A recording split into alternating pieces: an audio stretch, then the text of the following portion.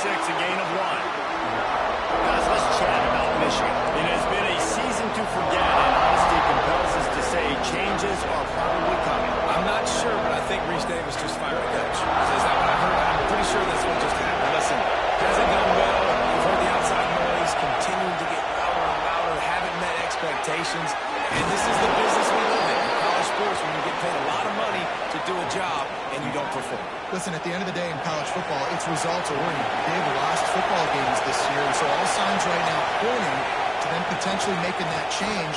Breaks into the open. Found enough room to get it into enemy territory. They're down at the 43-yard line.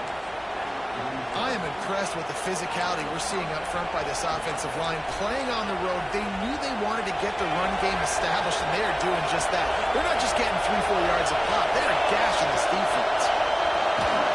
And he got smacked just as he released the pass. It's incomplete. And he was off target there, but I tell you what, I'll expect to see more of that. They do a really good job in this offense of getting the running back the football in the passing game. Just let him make plays, let him be a difference maker, ball getting to him in space. So, Picked off, and the opening drive is stuck with an interception. Bringing it back.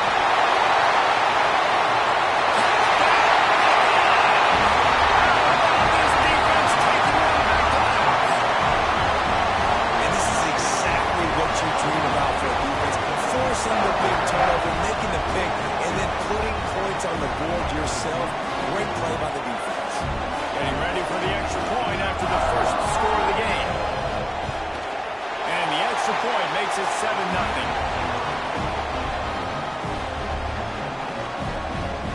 Kickoff unit on the field, and this defense will be called on to protect this lead.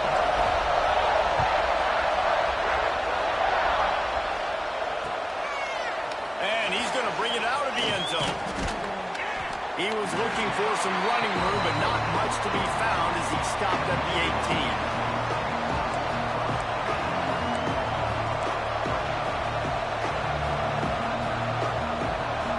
Michigan ready to get that offense rolling again. The big thing now, don't get rattled by that last pick six, David. Nah, it was a big mistake. Obviously, the defense took advantage of it, but you got to put it behind you.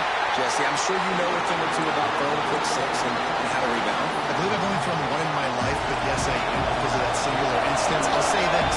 You can't let that play beat you twice. You got to go out and not try to get it all back here in one play. Just execute the offense. You'll get a fresh set of down stopped at the 31-yard line. Yeah, and that was tough on the DB, right? He's trying to cover the receiver on a drag route, running back over the middle of the field. You're trying to avoid all the linebackers, all the congestion.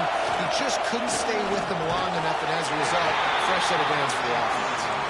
There's so many great rivalries in college football, guys, but I think this one, because of the disdain and the excellence, sort of rises to the top. Yeah, I mean, listen, there are great rivalries scattered all around this country. In-state rivalries, interconference rivalries, of great history, great pageantry. He'll take the deep shot. And they can't hook up, going for the big play on second down. Now it's third down.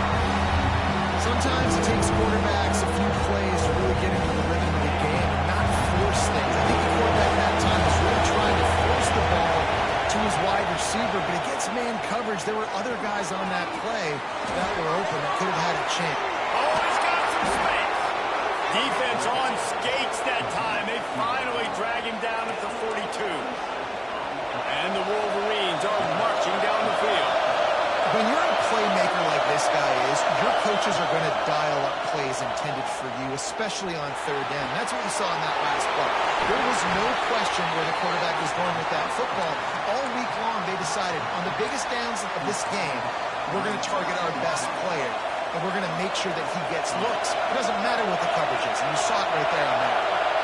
The Wolverines, once backed up in the shadow of their own goalpost, have put quite a drive together. Fires into the end zone. Touchdown, Wolverines. Snagged in the end zone to give them 6. Looking for the time with the extra point. One of the areas they really focused on with this receiver in the offseason was we need you to make more plays for us in the end zone. When we're taking shots, we need you to be able to step up and make tough catches. And David, what a grab right there. And I think a lot of that has to do with trusting your guy, knowing where he's going to be, knowing when he's going to sit down, when he's not, so being on the same page, and then having a guy that can go get it. Just when the ball is near him, he's going to make the play, just like he did right there for 6 points. These two first squared off in 1897, and this rivalry is almost like a history of the sport itself. So much history, so much tradition. I can go back to 2006 when they were 1-2 in the country. You know, like these games really matter. The uniforms are clean. The athletes are flowing. There's tons of athletes all over the place. This is always a huge showdown. You think about some of the great coaches that have graced the sidelines in this rivalry. Bo Schembechler at Michigan and Woody Hayes at Ohio State. And it's amazing, in a conference full of trophy games, maybe the greatest rivalry doesn't even have one. Looking to the big tight end. Working the big fella downfield and outside. Man, this sophomore quarterback unleashed a cannon on that one. Sometimes your tight end's a safety valve, and sometimes he's your go-to receiver. And the offense knew right away it was the primary target. It was where he was going with the football, because you know you get a little bit of suck up from those linebackers with the play action, and you feed the big fella. The offense getting set for a first down from the 45. Power football with the run.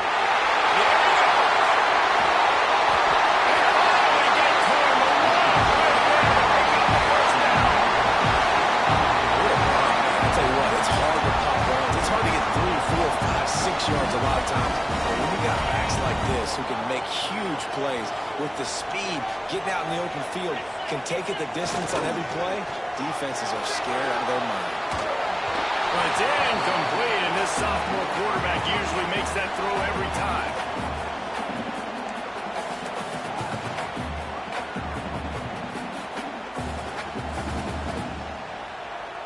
Behind the chains now on 2nd and long. Dropping back, it's Kinsey. Catch in the middle, it's Graham. Once that ball was loose, he didn't have a chance. Defenders everywhere, it's a turnover. Great job by the defense here, forcing the fumble on the wide receiver. Look, understand the ball came out quick. I got to break, get Hats to the football, secure the tackle, try to get that football out. Nice turnover, nice hustle by this defense. This coach wanted to be absolutely certain on a challenge. He was right. The previous play will be overturned. On 3rd and short, they'll go to the power running game. Doesn't quite make it to the first down marker. He's a yard short.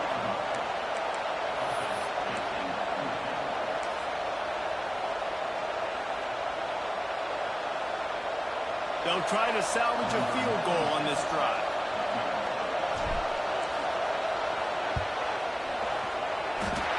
And he kept that one just straight enough to breeze inside the left upright. And with that field goal, they now have the lead. And that's not the way they wanted to end the drive, but nice job being ready and your field goal kicker coming through and putting 3 points on the board. Not nearly as much as he'd hoped when he brought it out of the end zone. He'll be stopped at the 15.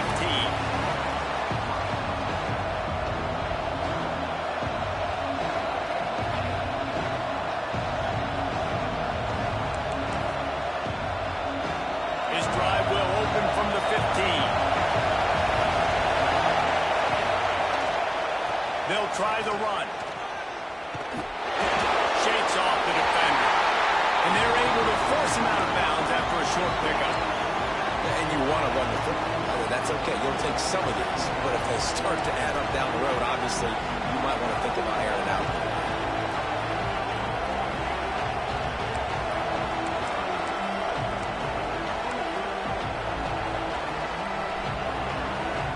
After picking up a couple at 2nd and 8. Trying play action. Fires to the wideout. Wide open downfield.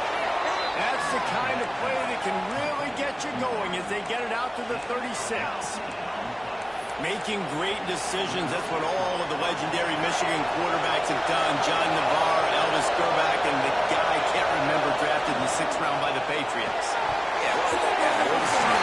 Tom Brady? Yeah, I think that's his name. Yeah, he was pretty good too. But when you think about Michigan, you don't always think about the quarterbacks, and you don't always think about airing it out. But again, if you want to be a great college football team nowadays, you better be able to throw that pigskin. Looking left. And that's going to fall on the ground incomplete. That was a physical matchup there. Third down coming. Well, that's just a great play by the defender and great timing. It was the hit that forced that incompletion. Hang on, Sloopy. The Buckeye crowd alive on third down. He's missed 3 in a row now with that last incompletion. That's why it's so important for this defense to win first and second down. You set up third and ones like that, you show your exotic looks, you get the pass rush going, everybody in the back end expecting throw, and that's how you force incompletions or force fourth downs. The solid return there offsets some of the punt yardage and really sets up this offense nicely.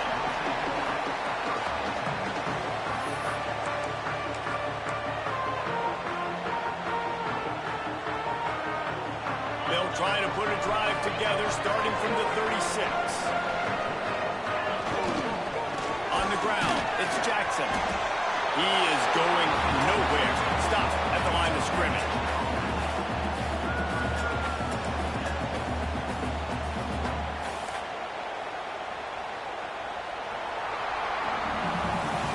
Well, guys, Ohio State has the lead here. Guys, let's have a look at the stats as we've played one period. Heading in the opposite directions now as we crank it up in the second.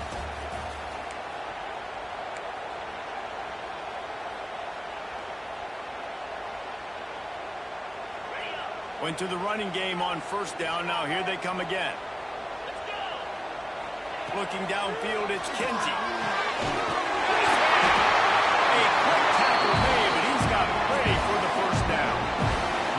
The Buckeye aerial attack continues to be prolific. You feel as if they're on the verge of scoring on any snap.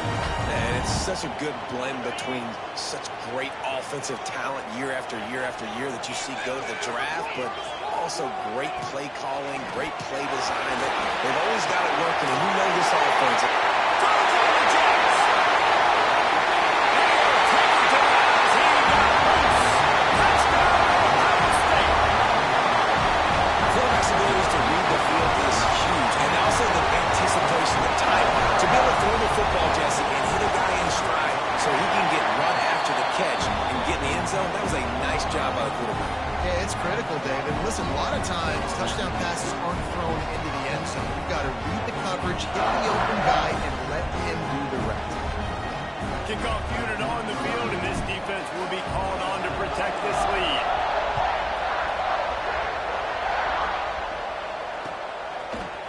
And he's not going to take the touchback. He's brought down at the 16. Would have been much better off to take the touchback. And here comes the Michigan offense back on the field. That deficit has now grown to double digits, down 17-7 as they start this drive. He gets nothing, and they keep plowing ahead with the running game, and they've got very little to show for it. If you're going to stop the run game, you better be physical up front on the defensive line. They've got some walkers. They've got some dudes with bad intentions. Nice play there. With the catch, it's Hester. They get him stopped at the 26, but that'll be enough for this offense to go to work on first down. I like the running back there on the route, the patience he showed, really setting it up. Got to the defender, was able to put his foot in the ground, get some separation, catch it, and turn it upfield for a first. Gonna take a shot. Oh, he had it. The deep ball was there, and it just trickled through his fingers.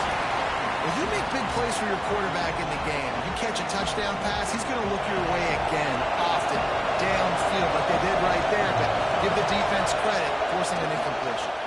Shoots it to the left. That's reeled in. It's Mark. The junior making a clutch play and turning in a big catch. And the Wolverines are moving quickly down the field. Just keep slinging it. Quarterback needs to make a better throw there. Incomplete. And you've seen this formula work at all levels of football. You pressure the quarterback, his numbers start to drop. He's not as efficient. job by the defense. Going to swing it on second down. This time it's complete. So an example of a tight end doing a little unheralded work to set up a much better third down situation. And I like the QB here. I like the decision here. I understand. Let's get this football out. Let's get some positive yards and then get to third down. And we can still have a better situation now because we got rid of the football and took the yards over there. Third down conversions are huge, and they've got one, and they're at the 35. The Wolverines back to the line on first down. Let's see if they keep leaning on this running game. Wants to go up top on first down. A little too much on that one, just out of his reach. And that is not where you want to miss. You do not want to miss high over the middle. A lot of that times that turns into an interception. He doesn't get that, but he's got to lower that football and give his receiver a chance to make a play. And he was hit just as he was releasing the pass, and it falls to the ground incomplete. This defense knew they had a tall task playing against this Heisman caliber quarterback. And the best way to affect him is with pressure. They were able to hit him on that play, and that forced the incompletion. Brought down at the 33-yard line as this defense gets a third down stop. They'll send out the kicker. This crowd trying to do its part to get inside the kicker's head. Oh, that one will leave a mark. No good. The missed field goal still leaves us with a double-digit deficit. Still a 10-point game. And sometimes I just feel like fourth down, man, just go for it every time. Like the field goal miss, make rate. And listen, kickers have improved the last couple of years, but you left some points off the scoreboard there. And a good job of coverage by that defense, just a short pickup. It's hard to have success on wide receiver screens when you're facing press man coverage because your blockers out front oftentimes can't pick them up, and that receiver gets gobbled up as soon as he catches the pass. You saw it on that last play. The play action fake. Going downfield for the big play. Oh, he dropped it. That deep ball was right on the money. You just have to make that catch. That's one of those plays where you're going, man, he probably could have made that. The defense wasn't great on the play, but guess what? It goes down as an incompletion. Those are one of those bullets that you got to dodge throughout a game to get the win, to limit those big plays. They'll make the stop about a yard short of the first down. And the Buckeyes decide to punt it away. First time we've seen their punt team this afternoon. He gets his first one of the day out of there. They used him 3 times in that loss last week. And they'll get him down after the return at the 27-yard line.